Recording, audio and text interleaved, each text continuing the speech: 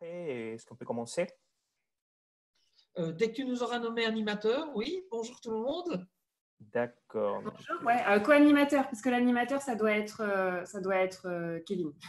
Oui, tout à fait. D'accord. Donc, Hop, je vais brancher ma caméra. en ce moment, j'ai nommé animateur Julien. Donc, Julien, si tu peux nommer Non. animateur Kevin. En fait, c'est bon, j'ai mis Kevin en animateur. Ah, d'accord, c'est parfait. Bonjour à tous. Et on a 76 personnes, donc je pense qu'on peut encore attendre quelques minutes. Et éventuellement, peut-être Camille, tu voudrais donner les consignes encore une fois pour que les gens qui n'arrivent pas à se connecter, qui sont externes à l'IMT, puissent le faire. Oui, alors bonjour à tous. Alors, donc du coup, on va pour cet atelier travailler sur la pédagothèque. Vous n'avez pas forcément tous un compte dessus. Donc, non, le mail perso n'est pas accepté.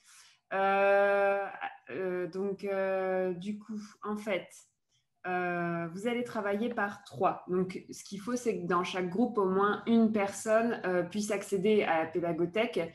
Il n'est pas forcément utile avec un partage d'écran que vous y accédiez tous les 3.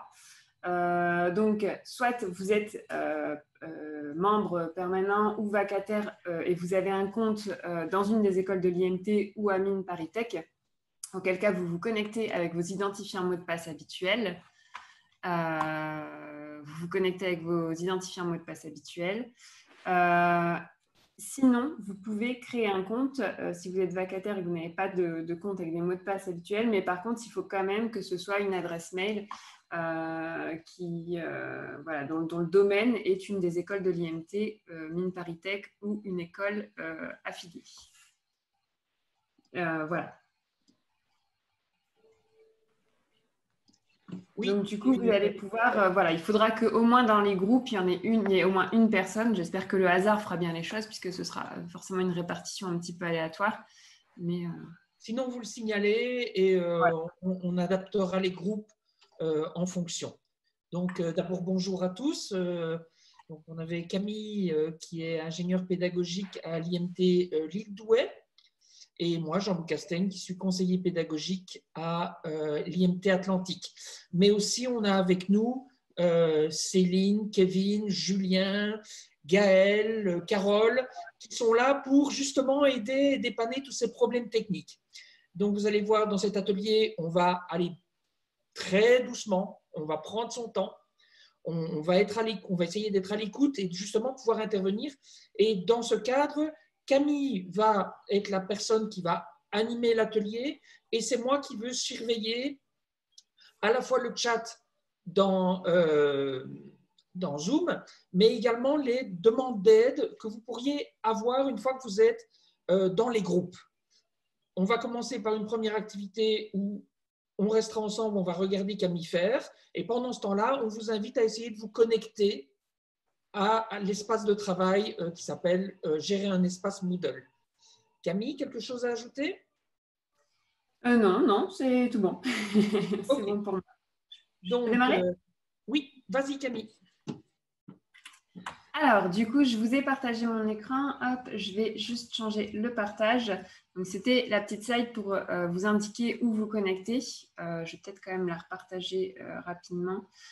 Donc, en gros, si vous êtes personnel d'une école de l'IMT, que vous avez un compte ou Mines ParisTech, vous pouvez cliquer ici et vous identifier avec vos identifiants mot de passe habituels. Vous n'avez pas de compte IMT.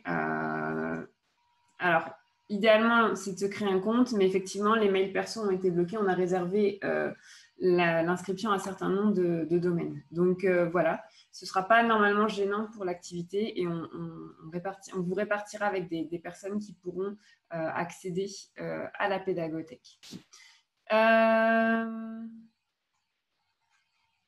Alors, pour démarrer, donc, la pédagothèque, ce que j'appelle la pédagothèque, c'est une plateforme, normalement vous la voyez là, c'est une plateforme qu'on appelle Moodle. Donc Moodle, c'est le nom de la solution technique. C'est une plateforme générale à l'IMT, donc toutes les écoles y ont accès. Et puis aussi, dans chacune de vos écoles, vous avez un équivalent, donc une plateforme Moodle qui a un petit nom différent, qui peut s'appeler Campus, eCampus, My Learning Space. Voilà, elle a des noms un peu différents dans chaque école, mais derrière, en fait, c'est exactement le même outil. Donc, je vais l'appeler parfois Moodle, je vais l'appeler parfois la pédagothèque. Ne soyez pas déstabilisés par ces changements de nom. Voilà. Elle pourra se présenter aussi un peu différemment dans chaque école. Elle n'aura pas forcément les mêmes couleurs ou les mêmes choses tout à fait aux mêmes endroits. Mais voilà, il y a des petites subtilités que vous découvrirez. Alors, Donc, Camille, on a oui. une question. Est-ce qu'une école associée comme Sigma Clermont peut y accéder? Pas pour l'instant. C'est une école affiliée, j'imagine. Oui. Alors, pas pour l'instant, mais je pourrais ajouter la création de compte si c'est OK au niveau de la direction générale. Donc, c'est une question de Juan Antonio Corrales Ramon. D'accord. On en discutera peut-être après sur les accès. Certaines écoles ont déjà accès, certaines écoles affiliées, mais effectivement, on en discutera ensuite. Merci. Hop, je vous mets dans l'onglet conversations le lien d'accès direct à un espace de cours qui est l'espace de cours qui va vous servir en fait de base de travail. Avant ça, je vais juste vous montrer. Donc, la plateforme comme elle se présente, donc il y a une barre en haut qui vous permet d'accéder rapidement à différents endroits et notamment à votre profil. Donc, vous avez un petit menu déroulant et donc vous avez votre nom, votre prénom, éventuellement peut-être une petite image. Et donc, du coup, ce que vous pouvez faire, c'est que vous pouvez aller le modifier. Donc, à cet endroit-là, vous pouvez modifier certaines informations, d'autres que vous ne pouvez pas parce que, voilà, moi, je suis connectée avec mes identifiants mots de passe de l'IMT. Donc, ce sont des choses que je ne peux pas modifier. Mais surtout, vous allez pouvoir, en bas, dans la section Avatar, venir glisser, déposer une photo ou uploader une photo, déposer un fichier, parcourir. Voilà, et choisir votre photo. Alors ça, c'est quand même quelque chose qui est confortable, surtout quand on se retrouve en enseignement à distance et de pouvoir voilà, mettre un visage sur une personne au sein d'une plateforme, au sein d'un espace de cours. C'est parfois agréable. J'irais même plus loin, c'est qu'on a maintenant de plus en plus d'enseignants qui expriment un vrai malaise à se retrouver, par exemple, dans Zoom, avec que des cases noires. Et donc, vous voyez un mur noir devant vous. Alors, en amphi, vous voyez qu'il y a quand même des êtres humains. Vous ne savez pas ce qu'ils font derrière leur ordinateur, mais à distance, c'est vraiment perturbant. Et donc, ça peut être intéressant de demander, que ce soit dans Moodle ou dans Zoom, de justement avoir cette photo. Et dans Zoom, si vous voulez, vous pouvez masquer tous les écrans noirs ou masquer votre propre image pour ne voir justement que les autres et ne pas vous voir vous. On voit aussi que à force de voir son image, sa propre image dans son écran, c'est quelque chose d'assez fatigant intellectuellement au bout d'une journée. Donc voilà, pour aller dans le sens de Camille, l'importance pédagogique de mettre une photo, ce n'est pas que pour faire joli. Alors également, la plateforme, elle va vous, en fonction de ce que vous allez y faire comme activité dedans, vous envoyer un certain nombre de notifications, puisqu'en fait, elle envoie des mails, elle vous envoie des éléments par mail. Donc, par exemple, quand vous postez sur un forum, quand des étudiants répondent à vos posts, etc., vous pouvez recevoir des notifications mail. Alors, il y en a pour différentes activités. Là, il me vient les forums, par exemple. Et donc, vous pouvez gérer vos préférences de notification aussi au niveau de ce petit menu déroulant en haut à droite, avec ici dans Préférences. Et donc, une fois que j'arrive sur les préférences, j'ai ici en dernier les préférences de notification. Et donc là, ça se présente sous forme d'un tableau. Donc, vous avez l'ensemble des activités. Et puis, vous avez web et courriel. Donc, nous, on va s'intéresser à la partie courriel. La partie notification web, c'est la petite cloche qui est là ici. Voilà, qui, quand j'ai une notification, a une petite pastille rouge. Mais pour la partie courriel, c'est ce qui synchronise avec mon adresse mail. Et donc, on voit par exemple, quand les étudiants remettent un devoir, si je suis connectée à la plateforme Moodle, à la pédagothèque, je reçois quand même le courriel. Donc, je pourrais le désactiver en me disant, de toute façon, je suis en ligne, je vais le voir. Je l'active ici. ou je peux le laisser activé. Et si je suis hors ligne, c'est-à-dire si je ne suis pas connectée, est-ce que je reçois ou pas le courriel? Donc, il suffit de cliquer voilà. Et donc, vous pouvez gérer l'ensemble de vos notifications, donc pour la partie notamment courriel, que vous soyez connecté à la plateforme au moment où la notification est envoyée ou que vous n'y soyez pas connecté au moment où la notification est envoyée. Donc, vous passez les différents éléments. Voilà.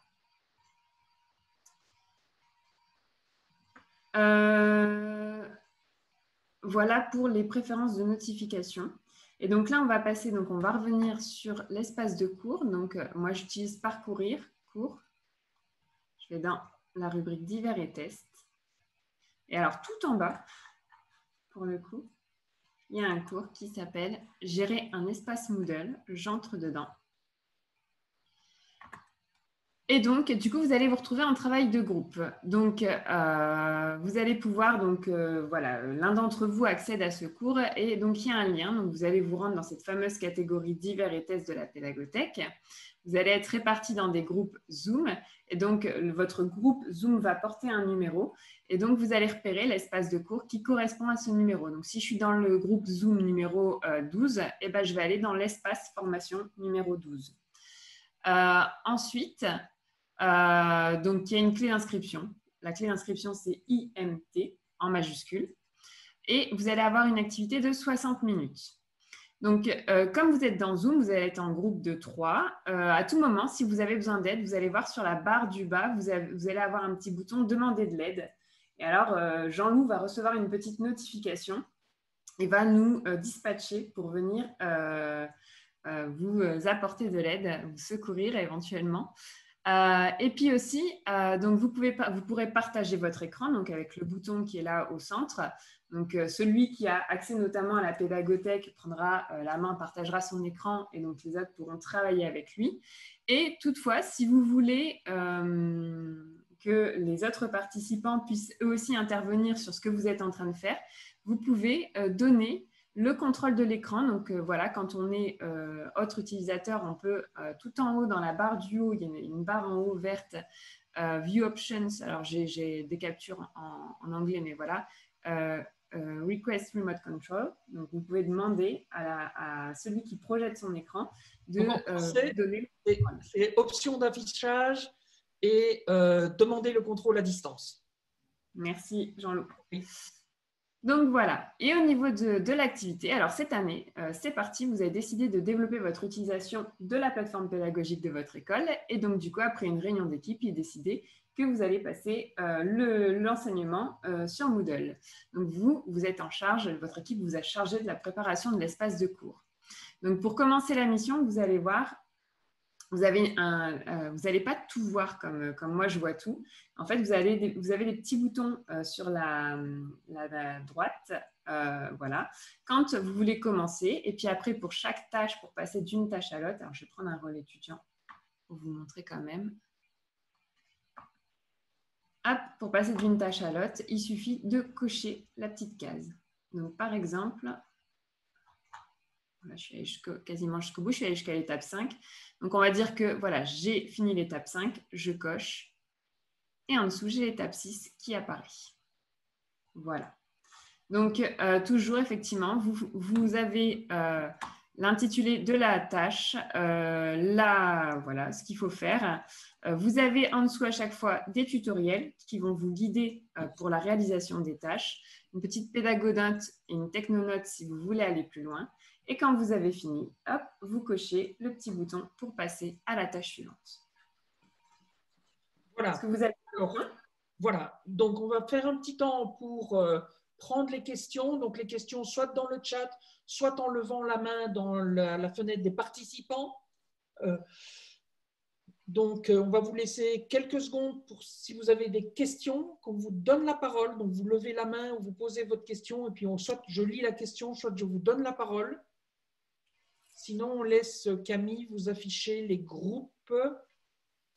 Vous répartir dans les groupes dans lesquels Alors, Kevin, il vous a mis le lien vers l'espace, vers le fameux espace guide dans le chat. Donc, n'hésitez pas à cliquer sur ce lien pour y accéder directement, ceux qui ont un compte sur la pédagothèque notamment.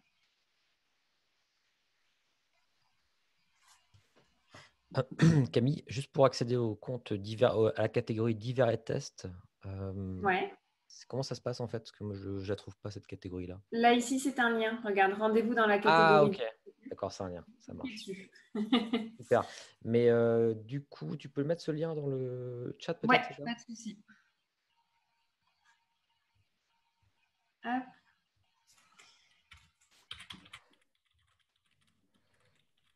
Donc, pendant que tu fais ça, oui, pour les externes, en effet, l'adresse mail n'est pas autorisée, mais comme Camille vous l'a expliqué, vous allez vous retrouver dans un groupe de 3 et on espère que dans votre groupe de 3, il y en aura au moins un qui aura ces possibilités et pourra éventuellement vous donner accès à l'écran ou pas, vous vous débrouillerez. N'hésitez pas à faire appel, comme Camille vous l'a dit, au-dessus, vous faites demander en dessous, vous faites demander de l'aide.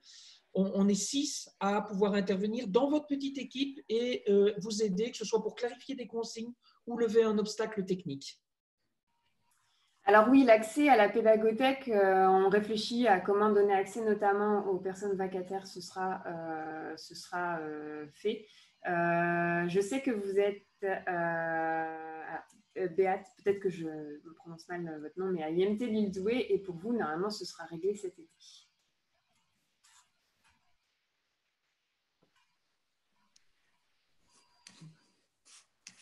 Voilà.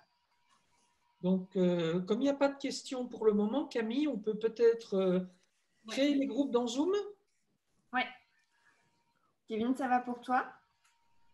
Oui, les groupes ont été faits. Alors, ça bouge un peu avec les connexions, déconnexions de certains. Donc, il y a peut-être des groupes de 2, 3. J'ai essayé de faire au mieux. Voilà. Mais si Normalement, on ajuste à la main. Ouais. Si vous avez été assigné à un groupe, vous avez une petite pop-up qui dit rejoindre, voilà, vous avez été assigné au groupe Intel, rejoindre le groupe, et vous avez un petit bouton rejoindre le groupe. C'est ça, hein?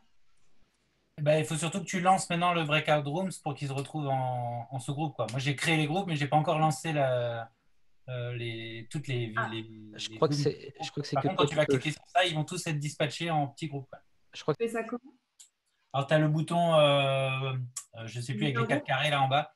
Là, tu as juste lancé. Non, mais Kevin, il n'y a que toi. Il n'y a que toi, oui. C'est ce que j'allais dire, Julien. Il n'y a que celui qui a créé les groupes qui peut les lancer. C'est pas partager. Camille animatrice, donc du coup, normalement, elle a récupéré la main de ces groupes-là, je pense. Moi, je vois qu'un groupe, en fait. Il n'y a qu'un groupe qui a été affecté. Ah, bah, remets-moi animateur et je peux lancer ce groupe sans doute alors. Ouais. Nommer animateur. Hop, voilà. Donc, quand vous serez avec vos élèves, ne vous inquiétez pas, vous avez 2 fonctions dans Zoom. Soit vous faites des groupes aléatoires, soit vous faites des groupes pas aléatoires.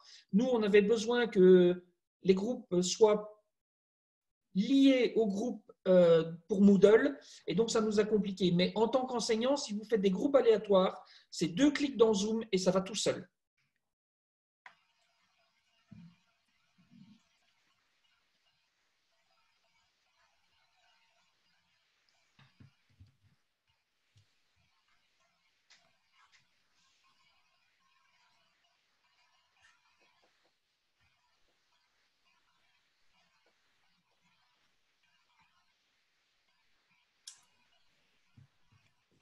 Alors, quand vous serez dans votre groupe, normalement, vous allez voir le numéro du groupe. Alors, je ne sais pas exactement vous dire à quel endroit il s'affiche. Je sais qu'il s'affiche. Oui, vous allez être notifié pour changer de salle.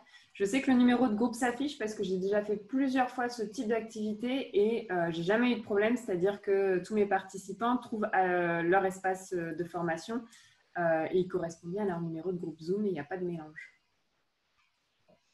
Donc, voilà.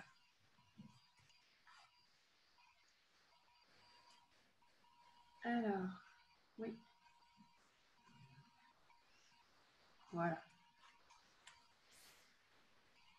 Tu n'as pas ton micro d'activé, Jean-Loup. On te voit parler. Jean-Loup? Oui, merci Camille. Pour Julie, oui, en effet, on a déjà dit, il n'accepte que les groupes. Donc, vous allez vous retrouver dans un... il n'accepte que les emails IMT. Et le numéro du groupe, en fait, c'est le groupe dans lequel vous allez vous retrouver dans Zoom. Donc, attendez d'être dans un groupe Zoom. Vous aurez son numéro et ce numéro correspondra au numéro Moodle. Il faut le faire dans cet ordre-là. De mon côté, moi, c'est OK pour lancer les sous-groupes si vous voulez. Mais j'attends votre feu vert. Allez, c'est parti. Tout le monde t'attend. C'est parti.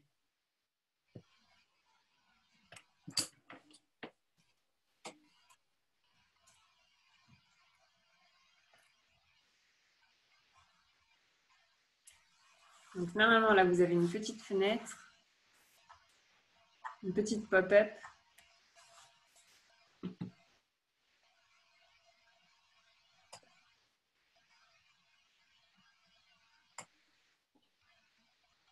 Et le nom du groupe, ce sera dans la fenêtre pour le rejoindre. Voilà, donc normalement, vous voyez mon écran. Donc, avant de clôturer, je vais quand même revenir sur ce travail de groupe que vous aviez à faire. Donc, je me suis mis dans l'espace 35. Donc, du coup, en premier lieu, vous deviez paramétrer votre espace de cours.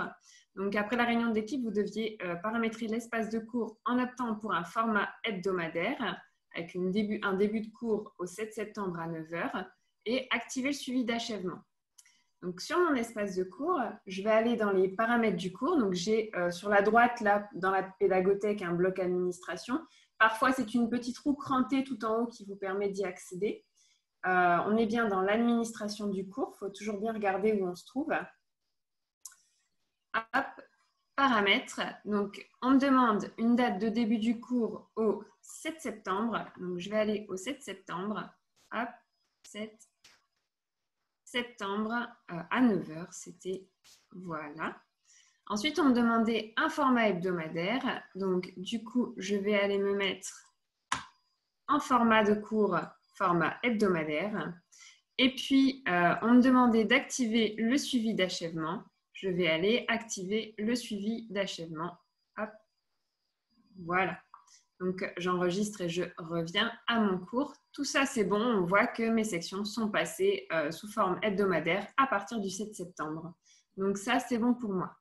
Ensuite, je devais inscrire ma collègue. Ouais. Donc, moi, je suis intervenue dans un groupe qui, quand ils ont lu la consigne, dit ben, c'est simple, il suffit que je numérote mes sections avec le numéro de la semaine. Et donc, ils étaient heureux de découvrir qu'il y a une fonction qui permet de le faire automatiquement. Donc, c'est un peu ça qu'on voulait vous faire découvrir. Alors, deuxième partie. Alors, je devais ensuite inscrire ma collègue à l'espace de cours en tant qu'enseignant. Donc, alors, du coup, moi, je vais aller donc, toujours dans l'administration du cours, dans les utilisateurs. Je vais cliquer sur « Utilisateur inscrit ». Je vais inscrire des utilisateurs et je vais chercher ma collègue. Alors, je vais chercher une autre collègue parce que je ne vais pas me chercher moi. Donc là, je vais chercher Carole. Donc, j'ai mis Carole. Si d'autres personnes s'appellent Carole, il va me proposer d'autres personnes. Mais du coup, je clique un peu n'importe où là pour enlever cette liste déroulante. Je vais lui donner un rôle d'enseignant et je vais l'inscrire. Et hop, on voit bien que Carole a été ajoutée à mon espace de cours. Tout va bien. J'ai le petit fil d'Ariane en haut qui me permet de naviguer, qui me permet notamment de revenir à mon espace de cours. Donc, ce que je vais faire. Voilà, donc ma tâche numéro 1 est terminée. Je valide. Ensuite, je devais créer des groupes au sein d'un cours. Donc là, je vais revenir à mon espace de cours. Donc, toujours dans mon bloc administration, je vais aller chez les utilisateurs et je vais aller dans les groupes. Je vais cliquer sur groupe. Et là, je vais créer 4 groupes. Alors, je peux les créer manuellement un par un. Je peux aussi les créer automatiquement. Donc, moi, je vais mettre groupe. Alors, on met un arrobas si on veut des groupes A, B, C, D et on met un dièse si on veut des groupes 1, 2, 3, 4. Nombre de groupes, 4. Je ne vais pas répartir les membres. Voilà. Et je peux envoyer. Et donc, on voit bien que j'ai des groupes 1, 2, 3, 4. Après, j'aurais pu le faire manuellement, groupe par groupe, hein, pas de souci. Je reviens toujours avec le fil d'Ariane à mon espace de formation. Et puis, donc, dans l'onglet « Gérer un espace », je vais venir cocher « C'est bon, j'ai créé mes groupes ». Ensuite, je vais pouvoir nommer mes sections de cours, donc les renommer, même si elles ont des dates. Donc là, je vais revenir sur mon espace de cours. Je vais activer le mode édition, donc éditer. Il y a un petit crayon ici. Hop, et je vais l'appeler section introductive, par exemple, parce que je ne suis pas très inspirée. On n'oublie pas de taper sur Entrée. sinon ça ne valide rien. On va se faire avoir une paire de fois, vous allez vous faire avoir une paire de fois avant de prendre ce réflexe. Et donc voilà, et donc même si elles sont par date, je peux quand même les renommer ou en renommer certaines. Je pourrais d'ailleurs, les renommer. Donc du coup, bon là j'en ai renommé qu'une, mais tout va bien. Je vais pouvoir, hop là, cocher, j'ai bien renommé mes sections. Donc du coup en mission 4, je devais ajouter 3 pages. Fonctionnement du cours, modalité pédagogique et contact et interaction. Donc du coup, je vais venir ici, donc dans la premier élément. Je vais ajouter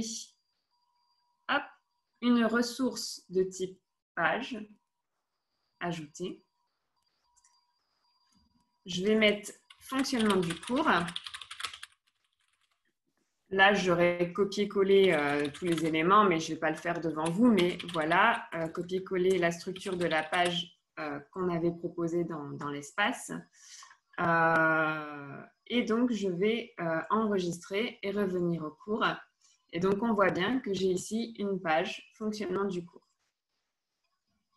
Bien sûr, pour pouvoir ajouter mes pages, j'étais toujours en mode édition. Ce qui fait que j'avais ce bouton « Ajouter » et là, j'avais sélectionné « Page ». Donc, je ferai le même pour modalité et pour contact et interaction, modalité pédagogique et contact et interaction, ce que je ne vais pas faire là pour gagner du temps, mais voilà, je dis quand même que je l'ai faite. Je triche. Et donc maintenant, je vais paramétrer l'achèvement au niveau de mon activité. Donc, je dois dire que l'activité est considérée comme achevée dès que les conditions sont remplies. Et la condition, c'est les étudiants doivent afficher cette page pour la terminer. Donc, bon, moi, j'ai déjà créé ma page. Donc, je vais venir la modifier. Donc, en regard de ma page, je vais déployer, modifier les paramètres. Et donc, en descendant, j'ai une petite rubrique achèvement d'activité. Je vais dire que l'activité est considérée comme terminée dès que les conditions sont remplies. La condition, c'est les étudiants doivent afficher cette activité pour la terminer. Hop, j'enregistre et je reviens au cours. Donc là, on voit qu'il y a une espèce de petite coche en pointillé qui est apparue. Pointillé veut dire sous condition.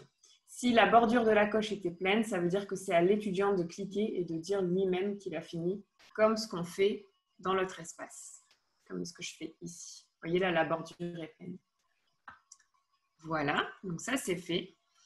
Et ensuite, je vais mettre en place un forum, le forum standard pour utilisation générale, avec des abonnements automatiques. Donc, je vais toujours activer mon mode édition. Je vais toujours ajouter dans ma section du haut une activité. Donc, je choisis un forum, j'ajoute. Hop, je vais l'appeler question de cours. Pareil, parce que je ne suis pas inspirée et je vais mettre un S à question. Donc, forum standard pour utilisation générale, c'est ce qu'on avait vu. Donc, ça... tout va bien. Et dans inscription et suivi des messages, je vais choisir un mode d'abonnement automatique. Automatique veut dire que tous les étudiants sont inscrits d'office, mais ils peuvent se désinscrire s'ils le souhaitent. Imposés, ils sont abonnés, ils ne peuvent pas se désabonner. Facultatif, c'est ils ne sont pas abonnés par défaut, mais ils peuvent s'abonner. Et désactivé, ils ne peuvent pas s'abonner du tout. Ils ne sont pas abonnés, ils ne peuvent pas le faire. L'abonnement, qu'est-ce que ça fait? Ça fait déjà que vous recevez une notification mail à chaque fois que quelqu'un poste quelque chose dans le forum, ce qui est idéal pour suivre. Voilà, donc automatique, ça les abonne par défaut, mais en même temps, ce n'est pas non plus trop directif. Ils peuvent quand même se désabonner s'ils le souhaitent. Je vais enregistrer et revenir au cours. Voilà, et on voit mon forum qui est ici. Donc, j'ai bien créé un forum. Voilà. Et ensuite, il y avait une activité libre. Du coup, je ne sais pas, Jean-Loup, si tu veux en parler plutôt. Je préférais, si tu veux bien, qu'on réponde aux quelques questions. On a une question de quelle est la différence entre groupe et groupement, Camille? Alors, un groupement, c'est un groupe de groupes. C'est-à-dire que vous pourriez avoir, par exemple, 2 promos. Pour une raison ou pour une autre. Vous avez la promo numéro 1 qui est là et la promo numéro 2 aussi. Vous avez dans votre promo numéro 1 besoin de les répartir en groupes pour une activité, groupe de TD par exemple.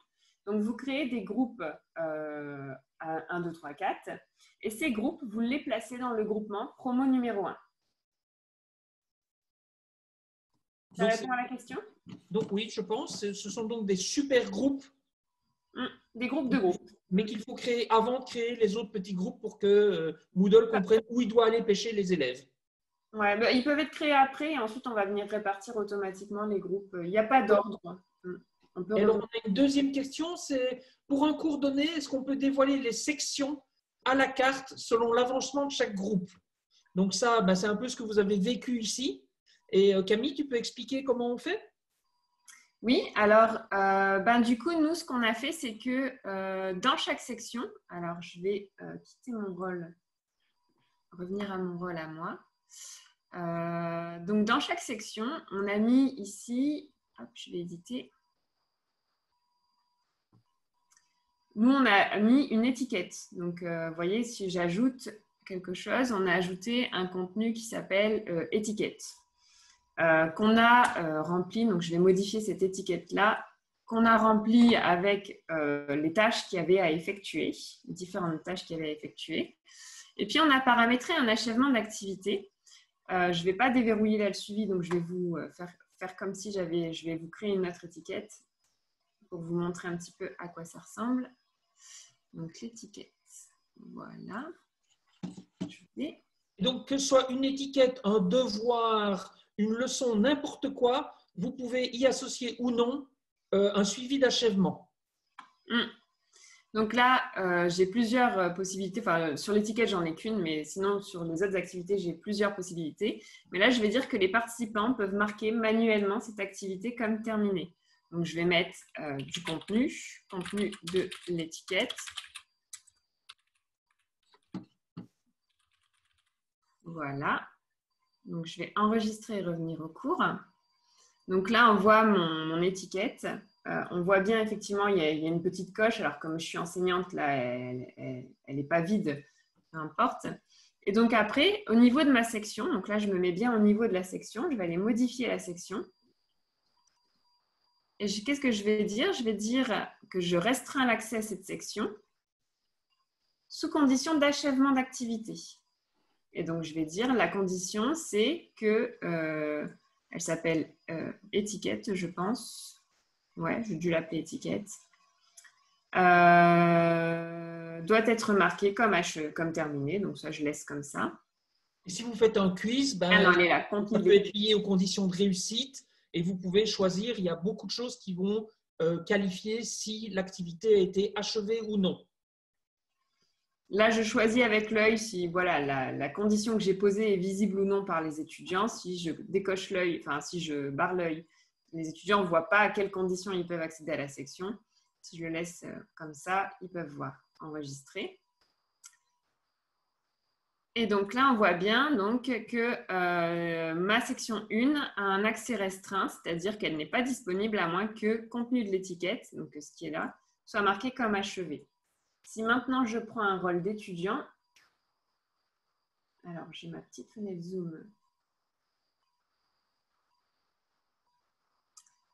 On voit bien que j'ai plus accès au contenu de ma section paramétrer son cours, sauf si j'achève contenu de l'étiquette. Donc, je vais repérer mon contenu de l'étiquette, je vais le cocher et ma section va devenir visible. Et donc, vous aurez compris, au lieu de cocher, ça peut être doit avoir plus que 10 sur 20 au quiz, doit avoir déposé un devoir. Vous pouvez régler les conditions comme cela. Alors, il y a d'autres questions? Moi, je n'en ai pas vu. Peut-être oralement, si quelqu'un veut lever la main pour poser une question. Mais je ne sais pas si on n'a pas levé la main dans les… Ah non, c'est parce que je suis Il y animateur. a des nouvelles questions. C'est parce que je suis animateur que je n'ai pas ça.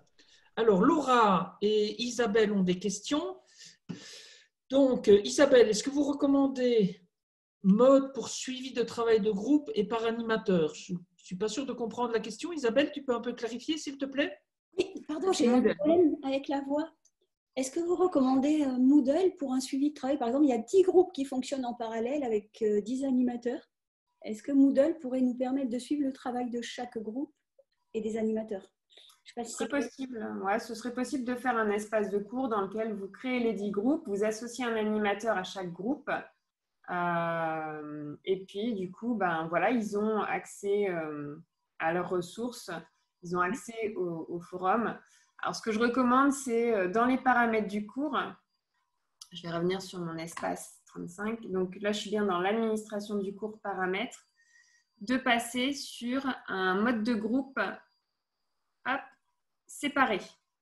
Comme ça, ils ont vraiment accès, par exemple, si on est dans un forum, l'animateur poste, il a vraiment accès qu'à son groupe à lui.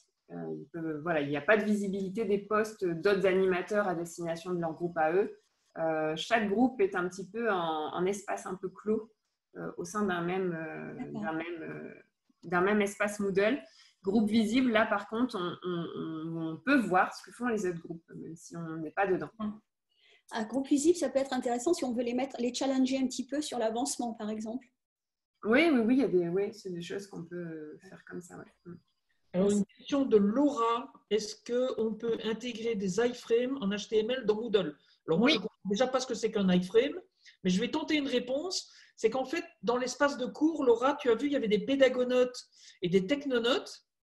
Et ces notes, c'est du JavaScript que Camille a programmé. Et donc, je pense que des iframes en HTML, ça doit tout à fait être possible dans le même genre. Oui. Mais je laisse ça à Camille. Ta réponse est bonne. Juste un petit complément. Quand on est dans… Voilà, là, je suis dans une étiquette, mais peu importe, ça peut être une page.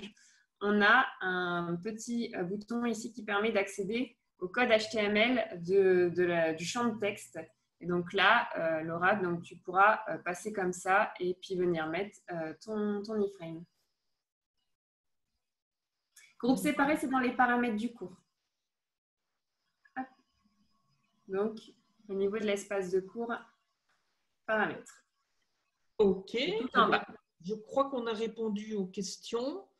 Pour la dernière activité qui était le format libre, je vous ai mis dans la fenêtre de chat les différents liens vers les ressources puisque vous étiez plusieurs à me les demander. Ce qu'on fera aussi, c'est qu'on va vous mettre sur la pédagothèque ou dans l'espace IMT, on verra avec Angelo, les 3 pages qu'on vous propose pour clarifier pour les étudiants. Parce que si on a appris une chose du Covid-19, c'est que faire à distance ce qu'on faisait en présentiel, ça marche pendant 1 semaine. Pendant 2 semaines, on commence à perdre des étudiants et au bout de 5 semaines, il reste vraiment que les plus résistants. Et que donc, c'est ça qu'on appelle la différence entre passer d'urgence à de l'enseignement avec des outils que numériques à faire des vrais enseignements à distance conçus de A à Z pour la distance. Ça ne veut pas dire tout votre cours, ça peut être qu'une seule partie de votre cours qui se fait à distance et comment ça s'articule. Mais on voit bien que pour des élèves, regardez, vous aujourd'hui, vous êtes probablement épuisés. Il n'y a que 4 heures de cours. On a fait que 3 heures de cours. Vous imaginez les élèves, quand ils arrivent le vendredi, après avoir vécu 1 semaine, comme vous avez vécu cette matinée. Parce que même si on vous a rendu actif en autonomie, on voit bien que la charge cognitive est énorme. Peut-être en conclusion, Camille, si tu peux juste aussi montrer l'écran du suivi d'activité pour que les enseignants comprennent. Et donc, le temps que ça arrive, je vous remercie tous de votre participation. On va proposer que cet espace reste ouvert. Comme ça, si vous voulez vous entraîner tout seul, à votre rythme, vous avez accès. Et n'hésitez pas à contacter vos services de support dans vos écoles. Voilà, bonne journée à tous. Oui, alors, merci. Et un avantage… est-ce qu'on a encore le temps de… Je voulais juste clôturer et inviter les gens pour venir Il y a quand même encore un truc à montrer. D'accord. Juste, du coup, l'avantage du suivi d'achèvement, du coup, comme le disait Jean-Loup, c'est que voilà, dans l'administration du cours, vous avez les rapports ici et vous avez un rapport d'achèvement d'activité. Donc, si vous affichez ce rapport, vous avez l'ensemble de vos étudiants ici. Donc là, vous voyez, ici, c'est vous. Vous y êtes. Et on voit tout ce que vous avez coché. Donc, on voit par exemple, je vais prendre Christine qui est en tout premier.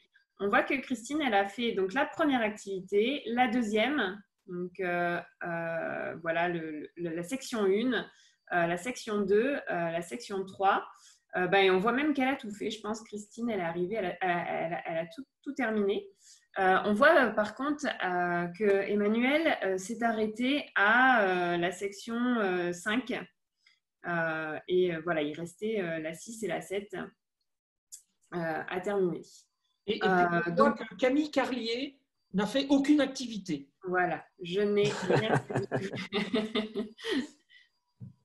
Donc, ça vous permet en fait aussi de voir un petit peu où en sont vos étudiants dans la progression de votre cours, de pouvoir activer ce suivi d'achèvement.